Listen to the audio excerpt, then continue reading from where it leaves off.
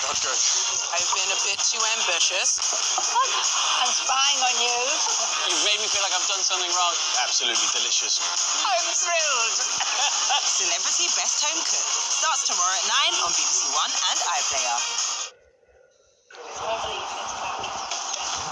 This is BBC One in the East. Now the BBC News with Hugh Edwards and Amelia Reynolds at 10 o'clock. Tonight at 10, ministers say it's far too early to offer a timetable for easing the COVID restrictions. The UK government say the lockdown will remain, despite growing calls for relaxation within weeks, until the patient admissions and death rates fall much further. The pressure on the NHS remains huge, and we've got to get that case rate down. But of course I understand why the yearning people have to get out of this. And there are calls in England for teachers, pupils and parents to be given more certainty about the likely reopening of schools. I would just ask for some clear, as much as possible, idea about how we can get back to normal. We'll have the latest on the pandemic as the latest figures reveal more than 3/4 of the over 80s across the UK have now had their first vaccination. Also tonight, the mother of Keon Lincoln, the teenage boy shot dead in Birmingham last week, appeals to the community for more information to help the police. The type of person Keon was, it doesn't make sense as to why anybody would want to harm him or take his life in such a brutal way. After 2 centuries, Debenham stores will disappear from the British High Street, with up to 12,000 jobs set to go. And the Chelsea legend Frank Lampard is sacked by the club after just 18 months as the manager. Here in the East, a massive increase in the number of people in this region who are reporting domestic violence against children during lockdown. And music festivals fighting to be back this summer.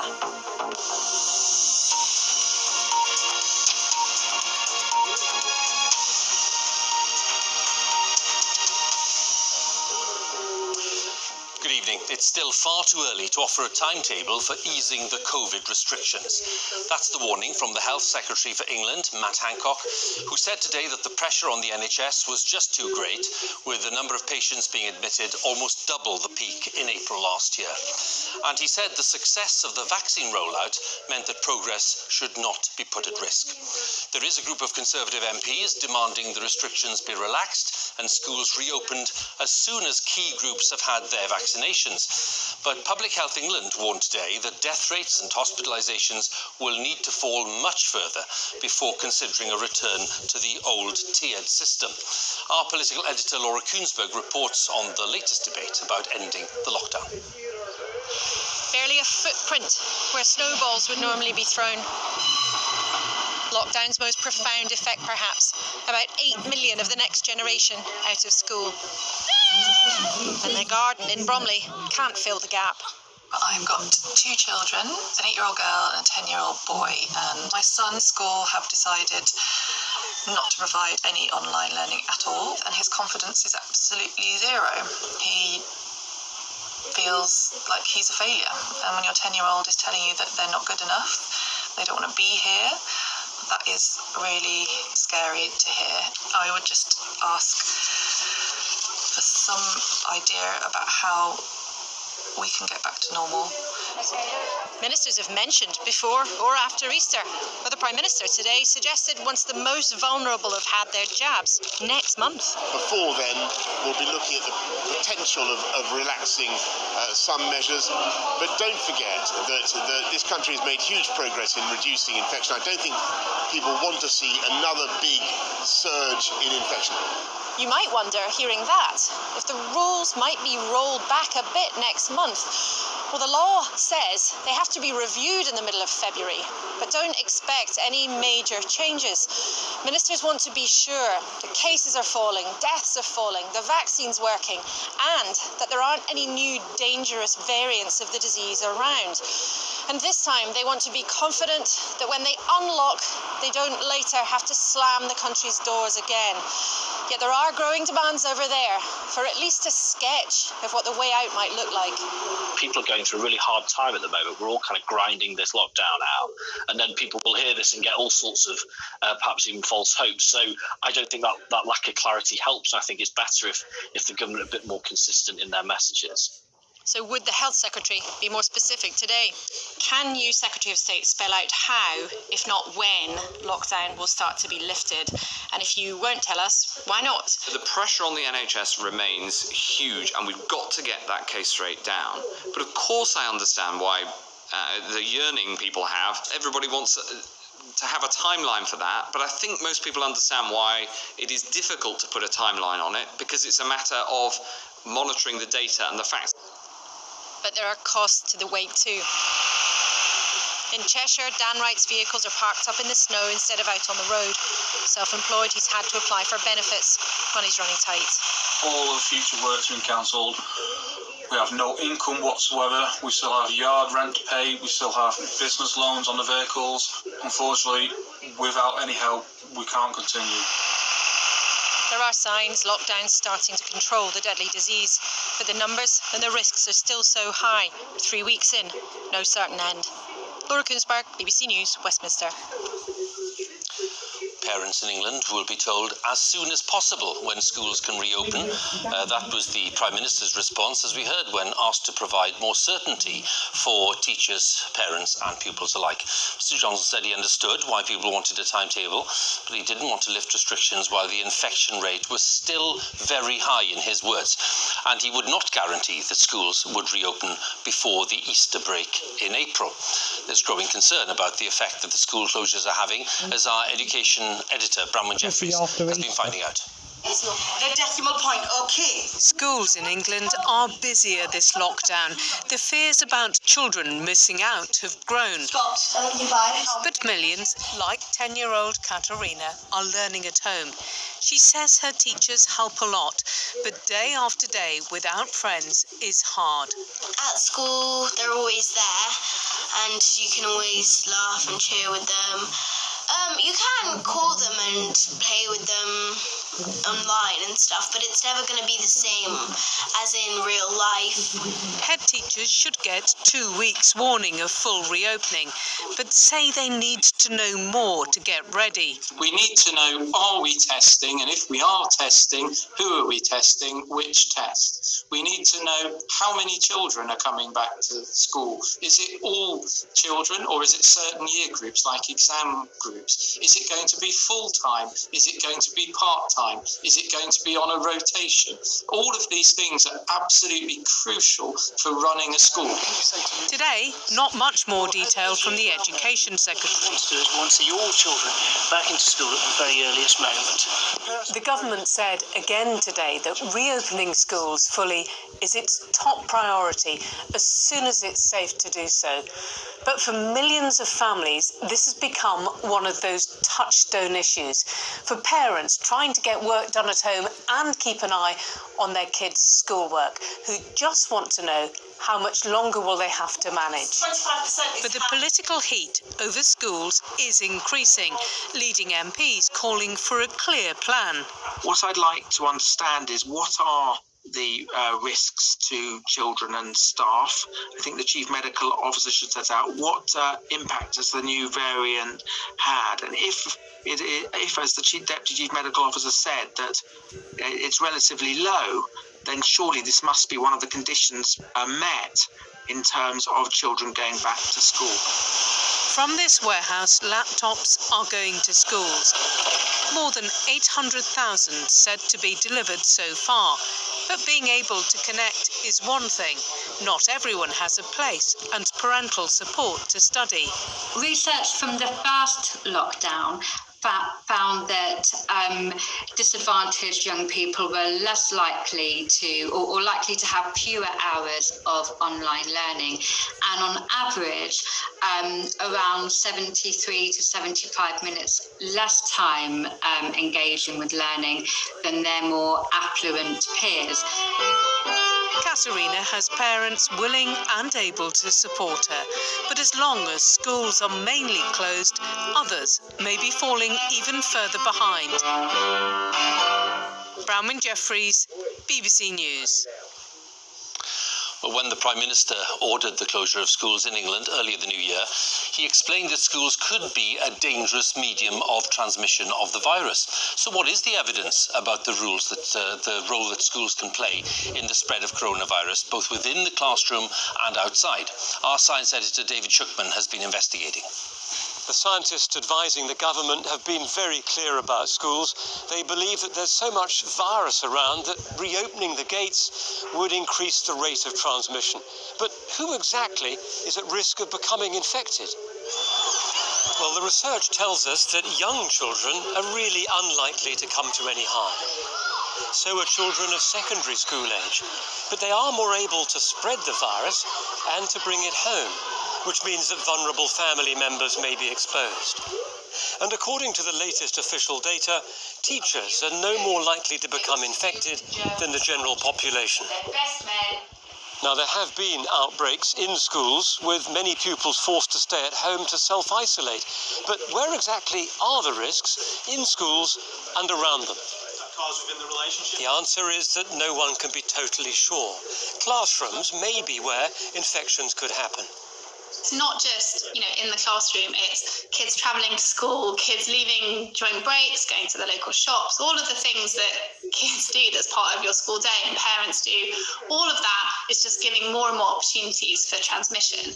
There are plenty of ideas for how to reopen schools, vaccinating teachers, for example. So what kinds of measures might help and make that happen? Testing could make a difference. Teachers in Liverpool were given priority for tests. And this is what happens in France, where schools have stayed open. In Denmark, many classes have moved out of schools and into large public buildings to create more room for social distancing. And in Germany, there's a big push for better ventilation. This equipment brings in fresh air to dilute the virus. But above all else, infections need to be lower. David Schuckman, BBC News. So let's take a look at the latest government figures tonight, and there were 22,195 new infections reported in the latest 24-hour period. That's the lowest increase since December. There have been an average of 33,738 new cases per day in the past week, and there were 37,899 people in hospital with coronavirus over the 7 days to the 21st of January. 592 deaths were recorded in the past 24 hours of people who'd had a positive COVID test within the previous 28 days. The average number of deaths per day in the past week is 1,239, and the total number of UK deaths is now 98,531. Let's also take a look at the vaccination numbers. 220,249 people got their first dose of one of the approved vaccines in the latest 24-hour period, and a total of 6,573,570 people have now had their first vaccination. So let's talk to our health editor, Hugh Pym. We heard Mr. Hancock and Prime Minister earlier talking about rates of hospital admission, case numbers still being very high. What is the picture? Well, Hugh, still high, but falling. The number of new daily reported cases at around 22,000 is 15,000 down on this time last week. But of course, the snow might have had something to do with it, people having problems getting to testing stations and so on. But even so, looking at the rolling average, the 7-day average for the underlying trend, it's the lowest since before Christmas, falling in all nations of the UK.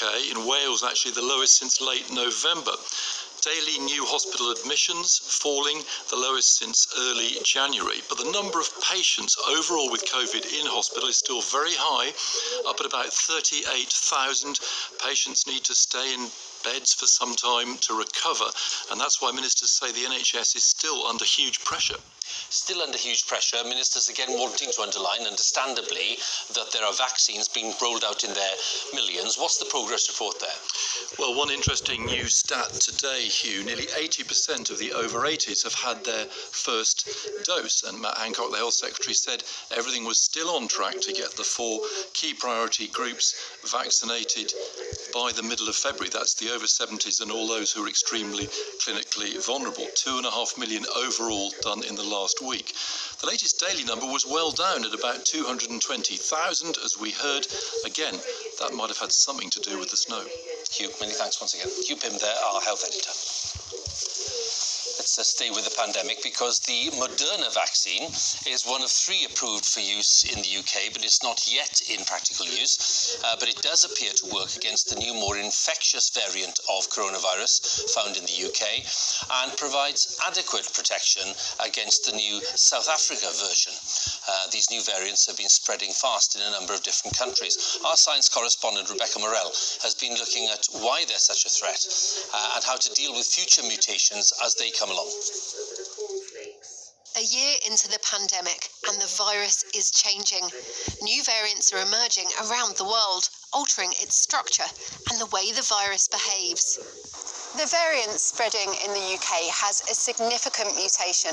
It's called N501Y, and it changes the spike of the virus. That spike is like a key opening up a lock. It inserts into receptors and enters our cells. The mutation gives this key a much better fit, which is how it can infect more people. The variant in South Africa and a separate one in Brazil has another worrying mutation. It's called E484K, and it changes the spike in a different way. Now antibodies made by a previous COVID infection can't attach to it, so they can no longer block the virus, which means any past immunity is now not as effective. This mutation is also important for vaccines, which trigger antibody production. Today, Moderna announced its vaccine wasn't as effective for the South African variant, although it still provided enough protection. It did fully work against the UK variant, though. Moderna, Pfizer and AstraZeneca can adapt their vaccines, which target the spike, but others aimed at different parts of the virus are also being developed. We want to be developing vaccines in the next generation that do cover these mutations that have been redesigned, and that shouldn't be too difficult. And we also need to be having vaccines that cover other parts of the virus and not just the spike protein, because we can see now that the spike protein is a highly malleable, adaptable piece of the virus. So how much more could the virus change? In the US, scientists are studying every possible mutation to the spike, nearly 4,000 of them, to flag which ones are the most dangerous. If we start out by looking at all possible mutations, then as things change in nature, we can look back at our reference table of data and see how these mutations might affect immunity, rather than kind of always trying to catch up with the virus and always being one step behind. We can't stop more mutations from appearing, but our actions will affect how quickly this happens. We really need to get the prevalence down, because the less virus that's out there in fewer people, the less chance there is of any mutations arising or being selected. It's just like rolling a dice. The fewer times you roll it, the less chance there is that you roll a 6. There's still much to learn about the new variants, and urgent studies are underway to see if the one first identified in the UK is more deadly. But the whole world needs to step up surveillance to keep ahead of this rapidly evolving pandemic. Rebecca Morell, BBC News. There have been further protests in the Netherlands this evening, with groups of people in cities across the country defying a curfew order introduced at the weekend to curb the spread of the virus. These are the scenes in Rotterdam, where officers used water cannon and tear gas to clear the streets where hundreds had gathered. Some were said to be looting shops there. In The Hague, protesters lit fires, while in Amsterdam, several arrests were made. Now, the head of France's health regulator has warned that the country is at a worrying moment in the pandemic, as the number of people being treated in hospital with the virus continues to grow. Yesterday, the government's top scientific advisor conceded that a third shutdown was probably necessary, but President Macron is keen to avoid a lockdown, hoping that the current 6 p.m. curfew will be enough to slow the rate of infection.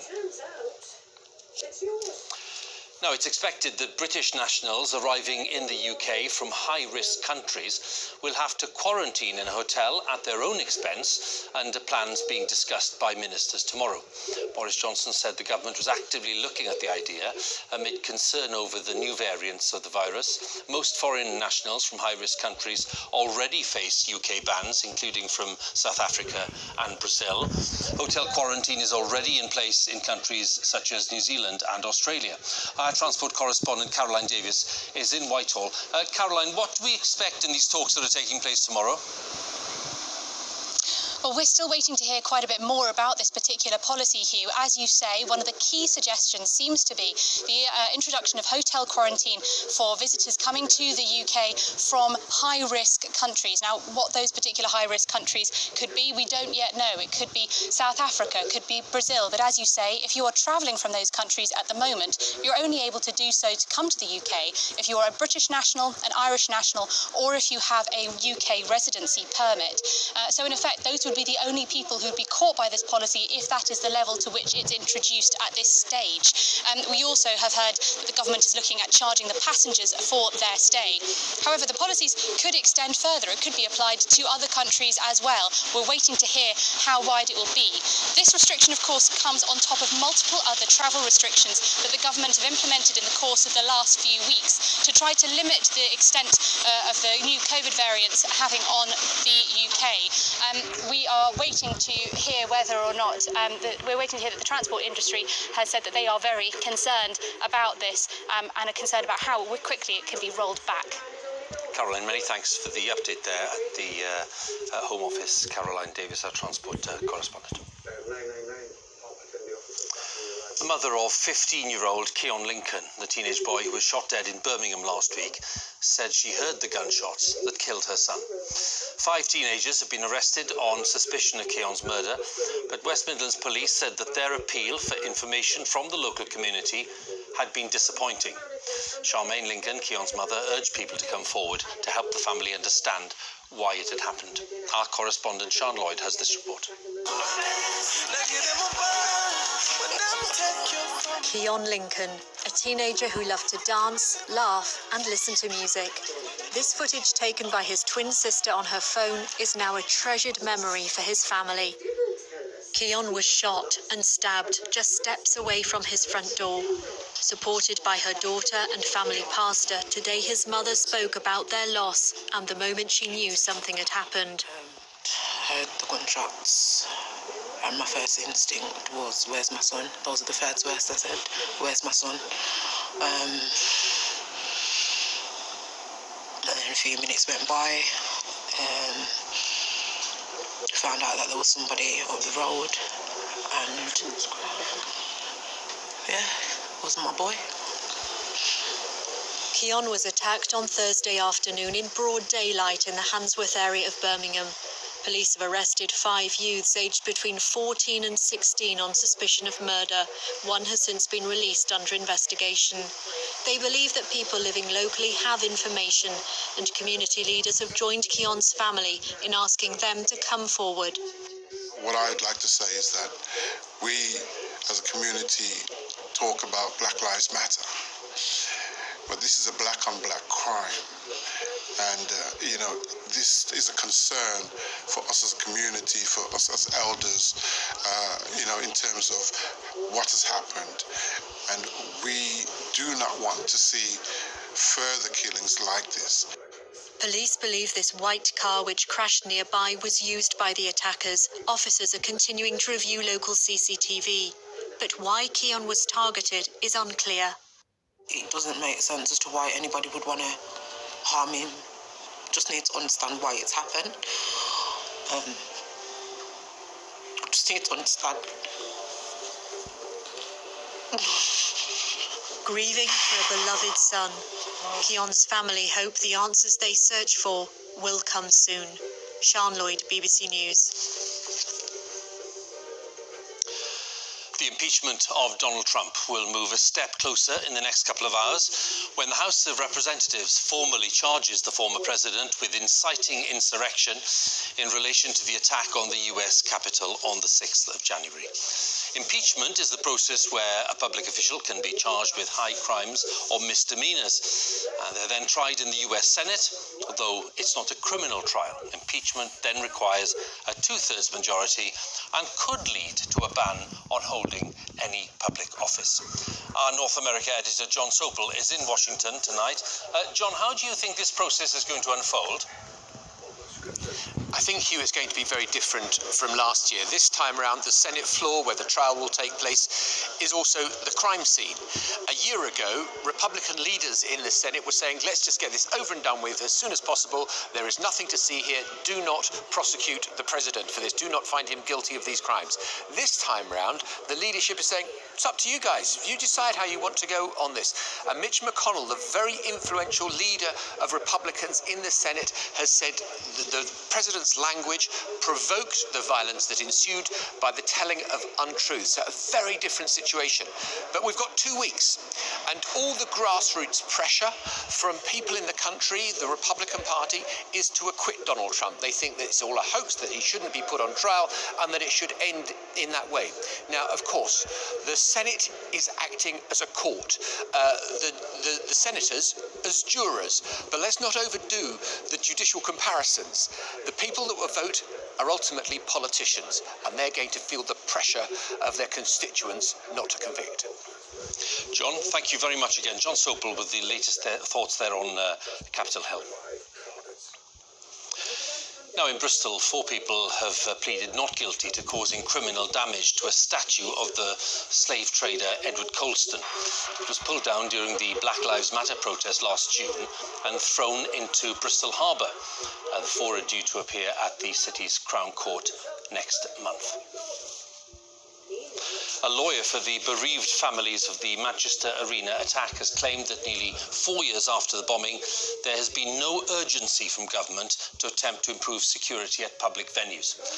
A plan for a law to improve venue safety has been paused due to COVID, but Pete Weatherby QC said a failure to set out a timetable for change showed a complete lack of commitment by the government, which increases the risk of further outrages, he said. Well, after more than 240 years, Debenhams stores will be disappearing from the British High Street, with up to 12,000 jobs set to go. The Debenhams brand and website has been bought by the online retailer Boohoo in a deal worth £55 million, and another high street name, Topshop, looks likely to be snapped up by another online retailer, ASOS. Our business correspondent Emma Simpson has more details. Boohoo, the brash fast fashion retailer that's piled on sales during the pandemic. ASOS. So too has ASOS, another online fashion giant, and they're both making a move on some of our biggest high street names. Today, Boohoo swooped on Debenhams. It's bought the brand, the website, but not the stores. And ASOS is closing in on a deal to buy Topshop, Topman and Miss Selfridge. It's not interested in the shops either. What we're seeing is Boohoo suggesting that they want to create the UK's biggest online marketplace, a sort of department store for the modern day, selling more than just clothing, but homeware and sports. Neither ASOS nor Boohoo are retailers that like stores. They're retailers that want to take their offer to shoppers, and they don't want the costs that are associated with a large store estate. These high street chains are big employers. Some 12,000 jobs will be lost at Debenhams at its 118 stores. The Arcadia Group, also in administration, has around 13,000 workers and more than 400 stores. Those are at risk too. Sharon works at Debenhams. It's a big blow, and the high street changing all the time, and you just worry how that's going to end up looking. Customers like to come in and try on and have that experience with people like ourselves that help them with their products and what they want to buy. Who would have thought just a few years ago that the online upstart Boohoo would be buying one of the biggest, oldest names in British retail, and that ASOS would be on the verge of picking up the crown jewels of Sir Philip Green's retail empire. It all shows just how much this industry is changing. Big gaps to fill on the high street too. Mark Robinson's a landlord and advises the government on revitalising town centres. Well, short term, it's going to be dreadful. But at the end of the day, we had created these clone towns that everybody fell out of love with. We had these problems before COVID started, and we're going to have to replace these anchors with other uses that are relevant for today and for the future. And if we can get that right, I can see 2021 being the turning point for the high street. But not yet. The remaining Debenham stores will reopen to clear stock and then close for good. Emma Simpson, BBC News. Some cricket news. England's cricketers have beaten Sri Lanka in the second test to win the series 2-0. 15 wickets fell on the fourth day, with Sri Lanka bowled out for just 126. But the hosts also had some success bowling, reducing England to 89 for 4 at one stage, before an unbeaten stand of 75 between Dom Sibley and Jos Buttler, which saw England through to ultimate victory. And some football news. Frank Lampard says he's disappointed not to have had the time to take Chelsea forward to the next level following his sacking as the club's manager. Lampard had been in charge for just 18 months, but 5 defeats in their past 8 league games, and the club, lying 9th in the Premier League, saw the club's owner, Roman Abramovich, decide to part company with the Chelsea legend. Our sports correspondent, Katie Gornall, has more details. As a Chelsea player, Frank Lampard's timing was impeccable. Deflected through Lampard, goal 100 for Chelsea. But as a manager, even his status as a club legend couldn't stop time from running out. The warning signs were there after a slump in form saw Chelsea lose 5 of their last 8 games in the Premier League, and this is not a club known for its patience. They've just always done this. I thought it would be different this time, because it's Frank. And I thought, well, at last Chelsea are going to do something different. I was wrong. It's just what Chelsea always do. This morning, Chelsea confirmed his departure, saying recent results and performances have not met the club's expectations, leaving the club mid-table without any clear path to sustained improvement. While owner Roman Abramovich took the unprecedented step of adding his comments, describing Lampard as an icon of the club whose status remains undiminished. Lampard was handed the reins just 18 months ago. Under him, Chelsea finished 4th last season and reached the FA Cup final. But more than £200 million was spent on players in the summer, and when a title challenge failed to materialise, he was dismissed, like many before him. Claudio Ranieri was the first casualty of the Abramovich era back in 2004. In fact, 10 full-time managers, some who enjoyed huge success, have been sacked since the billionaire bought the club nearly 18 years ago. And all we can really do is to sympathise with him, and in most of our cases empathise with him, because if you've been in football a long time, there won't be many people who can look back and say, I never once got the sack. Chelsea are expected now to turn to the former PSG manager Thomas Tuchel, but whoever comes to Stamford Bridge will find, more often than not, reputation counts for little in the long run. Katie Gornall, BBC News. That's it from us. Now on BBC One, it's time for the news where you are. Have a good night. On Look East tonight, grow